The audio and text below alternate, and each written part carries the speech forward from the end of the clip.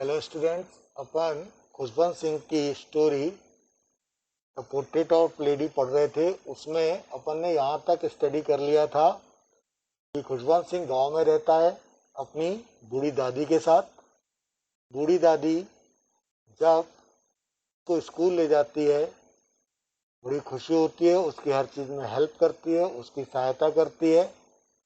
लेकिन जब वे दोनों गांव से शहर में शिफ्ट हो जाते हैं तो उनके संबंधों में कमी आने लगती है, क्योंकि खुशवंत सिंह अब एक अच्छे इंग्लिश मीडियम स्कूल में जाने लगता है। उसकी ग्रैंड मदर उसकी हेल्प नहीं कर पाती है। इसी को हम आगे कंटिन्यू कर रहे हैं और आज हम एंड कर रहे हैं। Grandmother distress and disturbed. Grandmother didn't believe in the things taught at the English school and was distressed to learn that there was no teaching about God and scriptures in the school. उसकी grandmother को विश्वास ही नहीं हो रहा था कि वो खुशवंत सिंह जो इंग्लिश मीडियम स्कूल में जा रहा है वहाँ पर भगवान के बारे में कोई शिक्षा नहीं दी जा रही, साथ ही साथ कोई शास्त्र के बारे में नहीं बताया जा रहा। Moreover she was very disturb at the idea of music lesson being given at English school to her. Music had youth association and she considered music to be unsuitable for gentle folk. तो उसकी grand mother की नज़रों में जो music का सिखाया जा रहा था वो सही नहीं था, क्योंकि वो ये समझती थी कि अच्छे लोगों के लिए ये म्यूजिक पढ़ाना अच्छी बात नहीं है। The common link of friendship gets snapped. The common link of friendship between the author and grandmother was broken when the author went to the university and was given a room of his own. अब इसके संबंध और टूट गए अपनी grandmother से जब author university चला गया और उसको एक अलग से रूम दे दिया गया।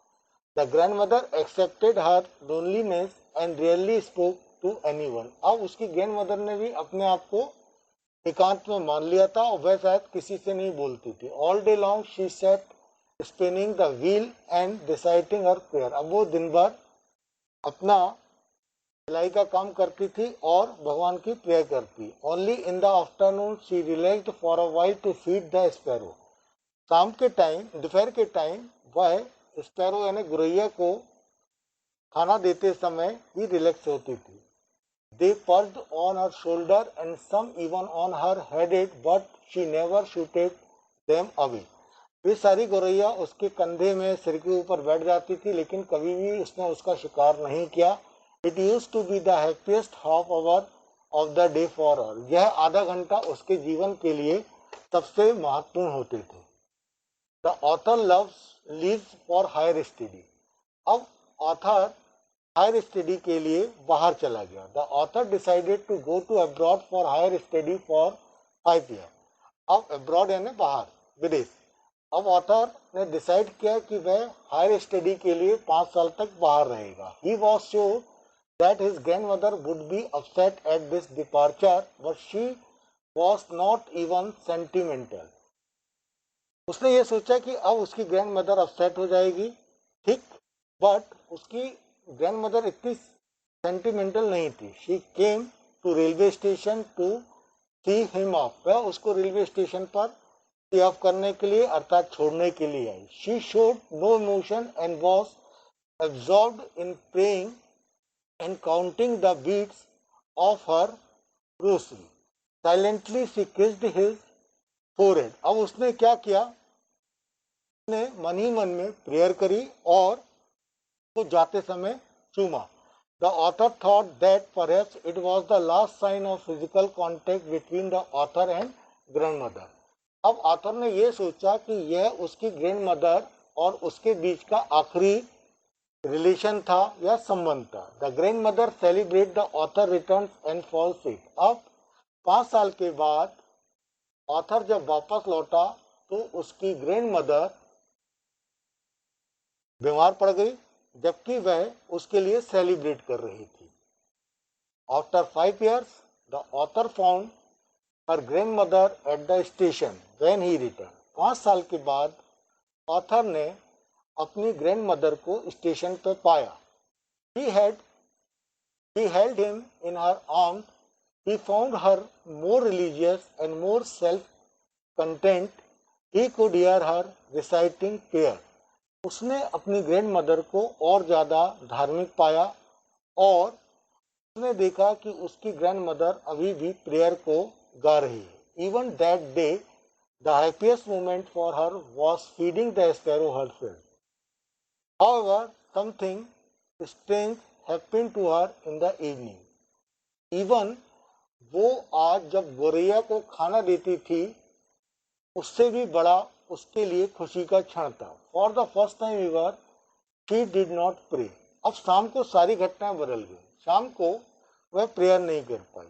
Instead she collected the women of the neighbour, बल्कि उसने अपने आसपास पड़ोसियों की सारी महिलाओं को इकट्ठे किया। Got an old drum and started to sing song of the homecoming of her warrior, यानी अपने वॉरियर लड़ाकू यानी अपने ऑथर जो उसका ग्रैंडसन था उसके आने की खुशी में उसने घर में गाने बजाने का प्रोग्राम रखा। They try to pursue her to stop to avoid over steaming herself. Grandmother death. अब लास्ट में क्या होता है ये ऑथर यहाँ पर डिस्क्राइब कर रहा है। The grandmother was diagnosed with a mild fever by the doctor but she insisted that her end was near. शाम के टाइम डॉक्टर ने उसकी ग्रैंडमदर को यह पाया कि उसको हल्का बुखार है।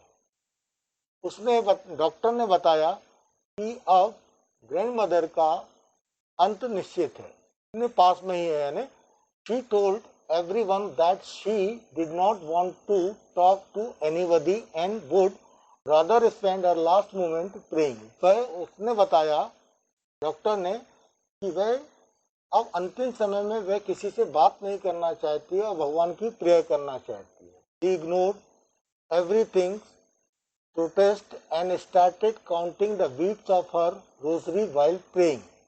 वो उसके माला रहती ना, माला पे उसने काउंट करना स्टार्ट किया और वह उसको करते करते प्रे कर रही थी। After a short while the author notice that her grandmother lips stop moving.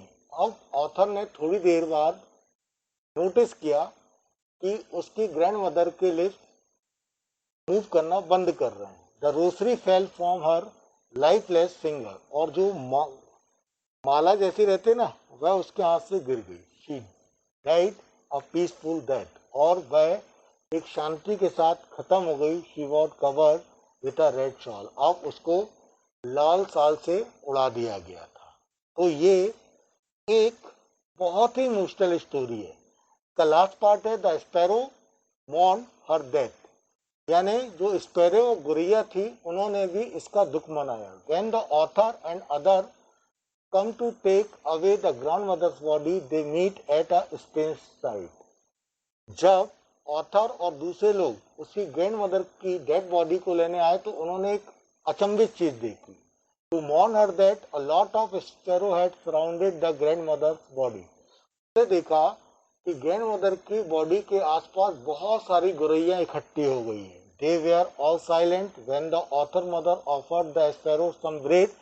They refused to eat and quietly flew away after the grandmother body. उसने देखा कि वे सारी गोरैया शांत हैं और ऐसा लग रहा था जैसे वे उसके दुख में दुखी हैं। उसकी मदर ने यानी ऑथर खुलवर सिंह की मदर ने सारे स्पैरो को रोटी दी, लेकिन उन्होंने बिना खाए शांति के साथ वहां से उड़ गई।